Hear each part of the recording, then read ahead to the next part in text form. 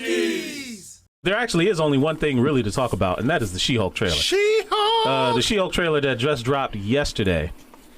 I think for the most part, people were pretty satisfied with it, but for that CG, I mean, Hulk looked fine. Abomination looked fine. She-Hulk, it's early. They already had the Hulk and Abomination's characters designed. All they gotta do is import it and have it move different ways. But her face did kind of look weird. It was a little rough, man. It was a little rough. I have to admit, it was a little rough. It looks like they still got to polish it. Is a new budget also. So what we're talking about here is they're gonna Sonic this thing, basically. Hopefully, because there's no way they're going to let that whole show go on and that be the level of Are we going to CG. start using that to describe stuff, the adjective? Sure, why not? Sonic I mean, it's very... Sonic it? Yeah, Sonic it. Yeah, I don't mind that. No, we can definitely do that. No, like, Feige, fix it. Yeah, I like that. I think it's going to be interesting to see how that goes. I mean, I'm sure they're going to fix whatever's going on with her CG. Yeah.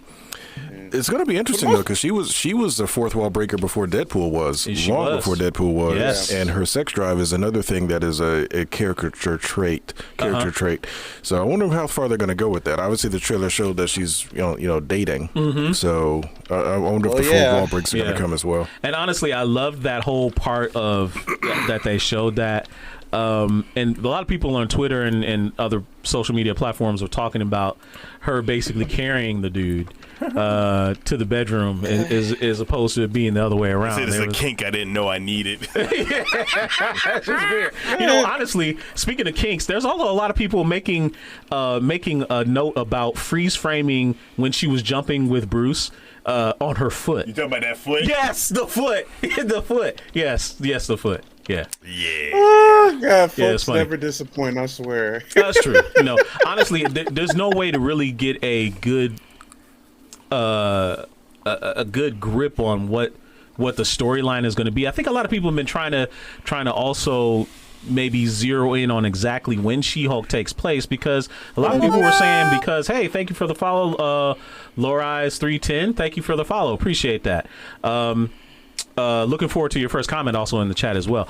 But a lot of people have been trying to zero in on exactly when She-Hulk takes place, because they're making note about how Bruce basically has full use of both of his arms, right? I heard two things. Well, I'm sorry, what? I said I've heard two. Okay. One is before during the 5 year to snap. Okay. That's what I heard. But then the other one I hear, it's present. He just healed. I mean, he's supposed to have ultimate healing powers, which was not established nor said anywhere in the MCU, so they can't say that he wouldn't heal. Everything that was said behind the scenes can be changed. Okay, here's what kind of throws that off. We have to start thinking about, okay, at the end of Shang-Chi, when he appeared with Wong and Captain Marvel, he was Bruce and his arm was still in the sling. So I can only argue that maybe he elected Wong or maybe Strange to maybe heal his arm magically. Oh, it's Lori. That too. Oh, okay, it's Lori. Laura's 310. That's Lori Caltera, who's going to be joining us on the show next week. Awesome. Appreciate you stopping by. We'll get to more on that later as well. We'll get to more on that later. But I'm sorry. Go ahead, Follow Mar. We'll finish your thought. Yeah, I was just saying that it could be a thing to where he could have elected Wong or Strange to heal his arm magically. So you had three things going on there. Either it's before the snap, during the 5 years, or he healed because he can, or the third option, he has somebody else heal it for him. Well, the other thing is, look at Abomination and Blonsky. We saw Tim Roth in the trailer. He's not supposed to be able to change back, at all. That's true. I forgot about that. So there's again, it's them messing around with whatever they're messing around with, because remember, that's still a Universal film. That's still that's one of the first times it's ever happened in a box set. You had a box set was all Paramount except for that one film was Universal. So there's still probably going to be changes that they're going to make just for legal reasons of okay, well, this is a different continuity or whatever, however you want to slice it. Also possible. Interesting. I await. Yeah. Obviously, a lot of people are also speculating who else is going to be guest starring in the show. A lot of people saying that this is going to be where Charlie Cox's Daredevil is going to be seen next, and I Fully expect that. Being honest, that would make a lot of sense. yes, I fully expect that. You know, but superhero law division makes sense. What's that? A superpower law division makes sense. Yeah. Yep. I mean, and like GQ said, I really want to see how much fourth wall breaking happens in this thing. Now, we saw in that other teaser the whole spoof they did on the Incredible Hulk, her and Mark Ruffalo. So we know there is going to be some, but I want to see She-Hulk directly look at camera and start breaking the fourth wall. They got to be careful with that. So why you say that? Why you say that? Well, here's why. Because yes, she predates Deadpool as far as being a character, doing the fourth wall break, all of that. Problem is, Deadpool is known for it in the general audience, so everybody's gonna think she's copying off of Deadpool. Okay, all right.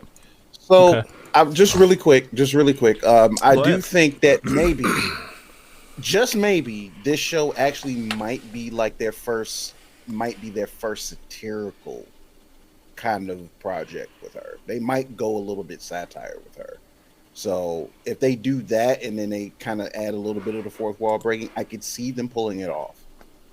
So remains to be seen, but I get a satire feel going with it. Ally McBeal. There you go. There it is.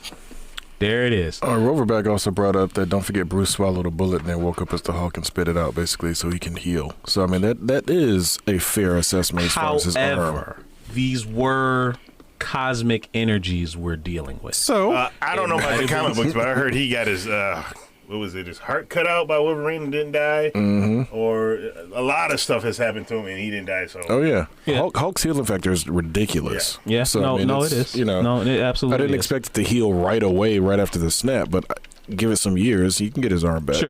Hey, we hope you enjoyed that clip.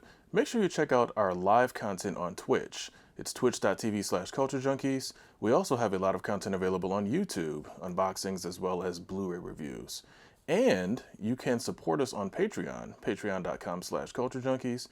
And on top of all of that, if you go to culturejunkies.net, you can check out our merch store. The link is culturejunkies.net/merch. There's a lot of great merchandise there. So there's links and logos and stuff all around me. So check those out, and we will see you next time.